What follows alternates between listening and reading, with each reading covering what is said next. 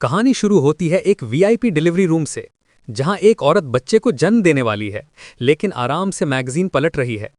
अचानक उसका सब्र टूटता है और वो नर्स पर चिल्लाती है, इस बच्चे को मुझसे बाहर निकालो। और ये सब वो मैगजीन पढ़ते पढ़ते कहती है। तभी एक बच्चे के रोने की आवाज गूंजती है और एक स्टाफ मेंबर दौड़कर दादाजी को बधाई देता है। फिर सब लोग मिस लियू को बधाई देने लगते हैं। वो एक नौकरानी से पूछते हैं कि शुएन बेटा कहाँ है, और वो बताती हैं कि यंग मास्टर को अर्थ पर कुछ काम था। लड़के के दादाजी अपने बेटे के ना होने पर गुस्से से आग बबूला हो जाते हैं। तभी डिलीवरी रूम से एक अजीब चीख आती है, जिससे बाहर सब लोग डर जाते हैं। परेशान होकर मिस्टर लू खड़े होते हैं और पूछते हैं कि अंदर आखिर चल क्या रहा है। कमरे के अंदर मां अपने सामने चमक रही तेज रोशनी से सदमे में है। जब दादाजी और उनके आदमी कमरे में घुसते हैं तो वो सब अपनी जगह जम जाते हैं।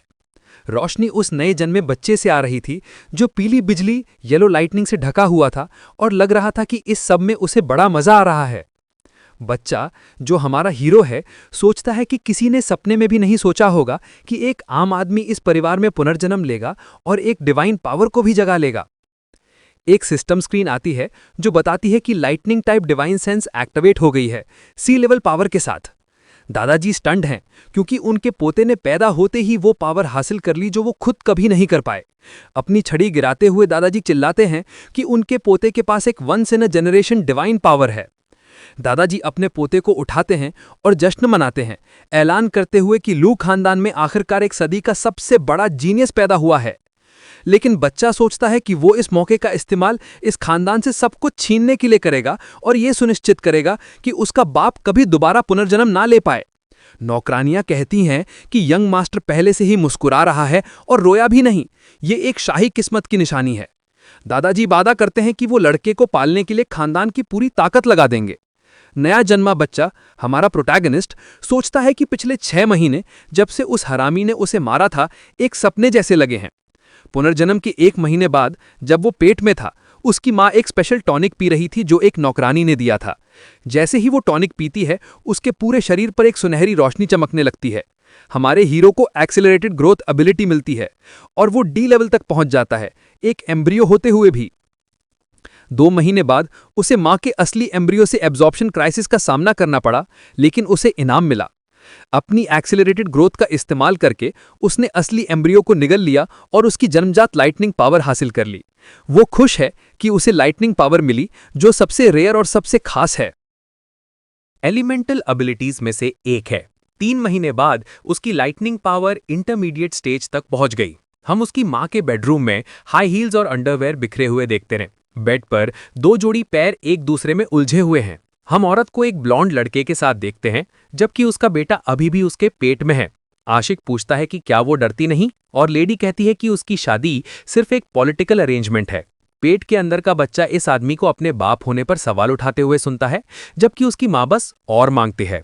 एमसी शिकायत करता है कि इस सारे हंगामे से उसकी एनर्जी एब्जॉर्प्शन रेट खराब हो रही है, तो वो एक साथ बहुत सारी एनर्जी छोड़ देता है, जिससे उसकी माँ चिल्लाती है कि इसने मुझे अंदर से जला दिया। 6 महीने में उसकी पावर पीक डी लेवल पर पहुंच जाती है। एक खूबसूरत और शांत चेहरा देख रहा है। ये आदमी, उसका बाप, औरत के पेट को देखता है और सोचता है कि ये मनहूस बच्चा कब पैदा होगा। पेट के अंदर एमसी अपनी आंखें खोलता है और अपने बाप को नफरत भरी नजरों से घूरता है। अपनी विजन के जरिए वो उस आदमी का चेहरा रिफ्लेक्ट करता है और उसे घटिया कहता है। एक फ्लैशबैक में हम नौजवान को उसकी पिछली जिंदगी में देखते हैं, जिसे भयानक जानवरों के बारे में चेतावनी दी जा रही है। उसका एक घरेल साथी ब्रदर लू को तेजी से निकलने के लिए कहता है। उसका दोस्त हार जाता है और मदद के लिए चिल्लाता है, जबकि नौजवान बस देखता रहता है। बदकिस्मती से उसका दोस्त एक बदसूरत मॉन्स्टर का शिकार बन जाता है। एक कमीनी मुस्कान के साथ गद्दार अपने आदमियों को स्पिरिट कोर बनाने के लिए जानवर को खिलाने का आदेश देता है। वो आदमी अपने शिकार को हारने वाला देखकर मजाकिया अंदाज में हंसता है। उसी पर नौजवान एमसी देखता है कि एक बड़ा स्पाइक उसकी तरफ आ रहा है। उसके पुराने साथी ने उसे एक बड़ी डाली से घोंप दिया, उसे बिना किसी रहम के हवा में उठा दिया। प्रोटैगनिस्ट अपने सीने में घाव को देखता है। इस धोखे से सदमे में वो हरामी अपने दुश्मन के इस दायनीय पल पर जोर जोर से हंसता है। जैसे ही उसे फेंक दिया जाता है, नौजवान उस पर जानवरों को खिलाने के लिए उसे धोखा देने का इल्जाम लगाता है। मरते वक्त उसकी एक ही चिंता है कि उसकी छोटी बहनों का क्या होगा।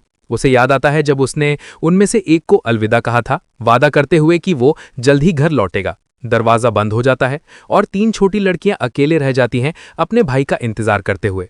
वापस पेट में प्रेजेंट फीटस गुस्से से भर जाता है और उस शख्स से बदला लेने की कसम खाता है जिसने उसे उसकी बहनों से अलग किया।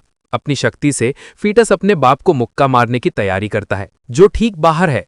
फिर वो छोटा बच्चा उस गद्दार के चेहरे पर एक जोरदार मुक्का मारता है जिससे वो बुरी तरह हैरान हो जाता है। मुक्के के असर से वो आदमी हवा में उड़ जाता है और औरत उस किक से सदमे में आ जाती है। लड़के का बाप जमीन पर गिर जाता है दर्द से कराहते हुए। औरत शिकायत करती है कि ये बच्चा पैदा होने से पहले ही नाटक कर रहा है। दादाजी नर्स को चेक करने का आदेश देते हैं। स्टाफ मेंबर बताता है कि यंग मास्टर का टैलेंट अद्भुत है, इसलिए उसका विकास तेजी से हो रहा है।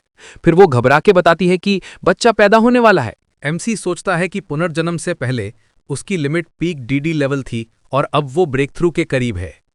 दर्द से कराहते हुए मां चिल्लाती है कि सबसे अच्छी डिलीवरी टीम को जल्द से जल्द बुलाओ। जब वो 1 महीने का हुआ तो लू परिवार ने एक शानदार जश्न रखा। पार्टी के दौरान दादाजी एक मेड के साथ वायलिन परफॉर्मेंस देख रहे हैं। इस बीच 1 महीने का प्रोटैगनिस्ट एक नौकरानी की गोद में शांति से आराम कर रहा है। एक मेहमान लड़के के बाप को बधाई देता है जबकि बच्चा उस आदमी को घूर रहा है जिसने उसे पिछली जिंदगी में मारा था। वो गुस्से से भर जाता है और वहीं बदला लेने की कसम खाता है। उसे अपनी छोटी बहनें याद आती हैं जो एक बर्थडे केक के लिए उत्साहित थीं। अपनी पिछली जिंदगी में वो ब्रदर चेन यानी गद्दार के चमचा से फोन पर बात कर रहा था जो मिशन के लिए लेट होने की शिकायत कर रहा था। गद्दार यानी ब्रदर चेन ने उसे इसलिए काम पर रखा था क्योंकि उसे पैसे की जरूरत थी। उसने अपनी बहनों को अलविदा कहा और मिशन के लिए निकल गया। Mission scene. Young master ji यानी एमसी का बाप इस ऑपरेशन का लीडर है। उसके साथ ओल्ड चेन भी है। वो जानवरों को कुछ खिला रहे हैं। यंग मास्टर जी यानी बाप ओल्ड चेन की तारीफ करता है। पिछली जिंदगी के अंतिम पल। वापस उस मिशन पर यंग मास्टर जी यानी बाप हैरान है कि एमसी यानी ये चेन अभी भी जिंदा है।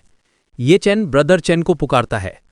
वापस पार्टी में बच्चा एमसी उस गद्दार को अपनी तरफ बुलाने के लिए बच्चों जैसी आवाजें निकालता है। लड़के का बाप यानी यंग मास्टर जी कहता है कि उसका बेटा गोद में आना चाहता है। जैसे ही ओल्ड चेन बच्चे को उठाता है, छोटा बच्चा अपनी लाइटनिंग पावर का इस्तेमाल करके अपने दुश्मन को एक बुरा झटका देता है। गद्दार दर्द से चिल्लाता है और बच्चे को हाथ से गिरा देता है। दादाजी गुस्से में चिल्लाते हैं कि लू परिवार के खजाने को गिराने की हिम्मत कैसे हुई। वो कायर ओल्ड चेन जमीन पर गिर जाता है, कहता है कि ये उसने नहीं किया। लेकिन बच्चे का बाप यानी यंग मास्टर जी उस पर विश्वास नहीं करता और उसे लात मारते हुए कुत्ता कहता है। लात इतनी जोरदार थी कि ओल्ड चेन उड़ता हुआ जमीन पर जा गिरता है। मास्टर जी यानी यंग मास्टर जी उस आदमी को बाहर घसीट कर ले जाने और घर के कुत्तों को खिलाने का आदेश देते हैं। नौकरानी बच्चे को वापस उठा लेती है। औरत की गोद में छोटा प्रोटैगनिस्ट इस अंजाम पर एक कमीनी संतुष्ट मुस्कान देता है। दादाजी अपने बेटे यानी यंग मास्टर जी को डांटते हैं कि उसके पास इतना बेकार आदमी यानी ओल्ड चेन था ही क्यों। गुस्से में बाप ओल्ड चेन को फिर से लात मारता है और उसे सच में कुत्तों को खिलाने का आदेश देता है। डॉक्टर बच्चे को चेक करता है और कहता है कि वो बिल्कुल ठीक है। बच्चे को अपनी तीनों बहनों को ढूंढना है। वो तेजी से बड़ा होना चाहता है और दूध के लिए रोने लगता है। दादाजी अपनी बहू यानी एमसी की मां को उसे दूध पिलाने और स्पिरिचुअल मेडिसिन लेने का आदेश देते हैं। मां शिकायत करती है कि उसने अभी तो पिलाया था। 3 महीने बाद बच्चा घर में रेंग रहा है और उसकी पावर सी लेवल तक पहुंच गई है। डिनर के दौरान बच्चा खड़ा हो जाता है और अपनी मां पर कूद जाता है जो खाना खा रही होती है। दादाजी खुश हैं और कहते हैं कि परिवार के नियमों के अनुसार अब बच्चे के लिए एक पर्सनल सर्वेंट चुनने का समय आ गया है। एक अंधेरी जगह पर टेस्ट के लिए सिर्फ 2 लोग बचे हैं। प्रोटैगनिस्ट को एक अरीना में ले जाया जाता है। वो देखता है कि एक सेल में सफेद बालों वाली एक छोटी लड़की डरी हुई खड़ी है। दूसरी तरफ एक ब्लॉन्ड लड़की उस पर हमला करने के लिए चिल्लाती है। एमसी उसे पहचान कर चौंक जाता है। वो उसकी बहन है। जैसे ही ब्लॉन्ड लड़की हमला करती है, एमसी उसे अपनी लाइटनिंग से जैप कर देता है। सफेद बालों वाली लड़की, उसकी बहन, जमीन पर पड़ी रोटी को उठाती है और उसे खाने लगती है। दादाजी हंसते हैं और कहते हैं कि पोते में बाप से ज्यादा फाइटिंग स्पिरिट है। वो सफेद बालों वाली लड़की को सर्वेंट के लिए चुनते हैं। बटलर उस लड़की, जिसका नाम यी है, को समझाता है कि वो एक डेथ सर्वेंट है और उसे यंग मास्टर की रक्षा करनी है। रात में कमरे में यी बहन एमसी पर चाकू से हमला करती है। मैं अपने बड़े भाई की मौत का बदला लेने आई हूं। एमसी उसके हमले से बच जाता है। लड़की हैरान है। फिर वो अपनी विंड टाइप डिवाइन सेंस का इस्तेमाल करती है। दोनों के बीच लड़ाई शुरू हो जाती है। एमसी सोचता है कि उसकी बेबी बॉडी इतनी पावर संभाल नहीं सकती। वो यी को एक छोटा सा लाइटनिंग शॉक देता है जिससे वो पैरालाइज हो जाती है। एमसी अपनी उंगली काटता है और जमीन पर खून से एक संदेश लिखता है। फिर उसे याद आता है कि यी को तो पढ़ना ही नहीं आता। तभी गद्दार ओल्ड चैन हाथ में एक बॉक्स लिए वहां पहुंचता है। फ्लैशबैक, बाप यंग मास्टर जी ओल्ड चैन को कहता है कि वो सिर्फ इसलिए जिंदा है क्योंकि वो काम का है और उसे बेबी को खुश करने का तरीका ढूंढना होगा। ओल्ड चैन कमरे में घुसता है और दोनों बच्चों को एक दूसरे का पीछा करते हुए देखता है।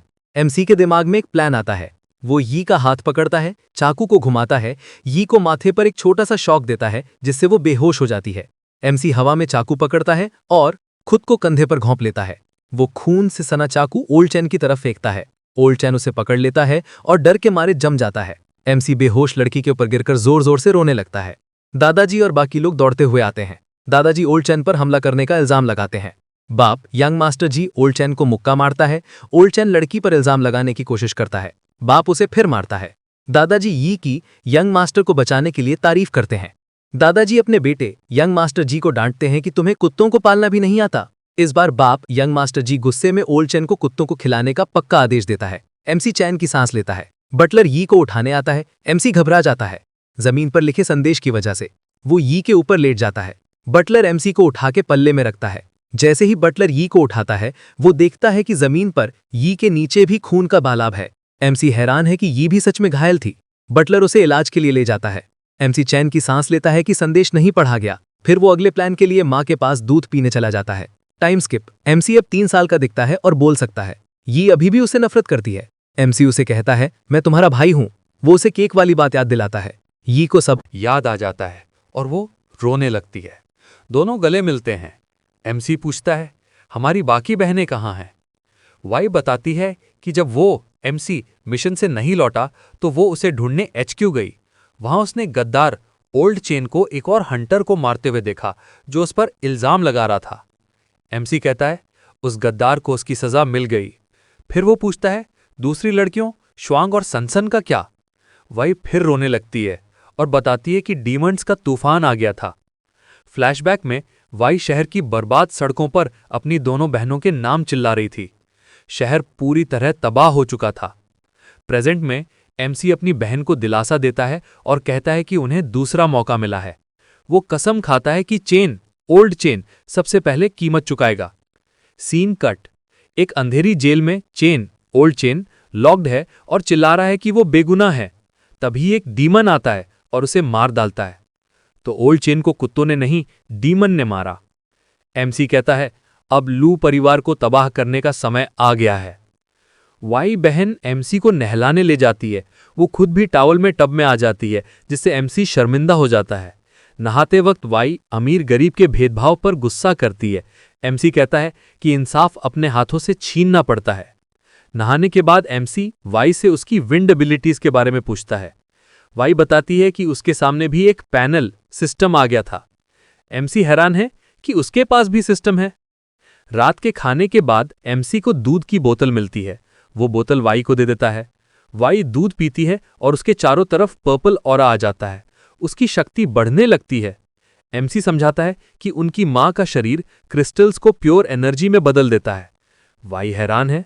एमसी को शक है कि अमीर परिवार लोगों से राज छुपा रहे हैं। एमसी फिर खुद दूध पीने अपनी मां के पास चला जाता है। 3 हफ्ते बाद एमसी अपनी लिमिट तक पहुंच जाता है और उसे एक नई स्किल मिलती है। उसकी बहनें कमरे में आती हैं। वाई ने जो चुन वही स्कार फेस्ड आदमी पर जासूसी की है जो एक B रैंक मास्टर है। Thank you for watching, and if you want more videos like this, then subscribe my channel.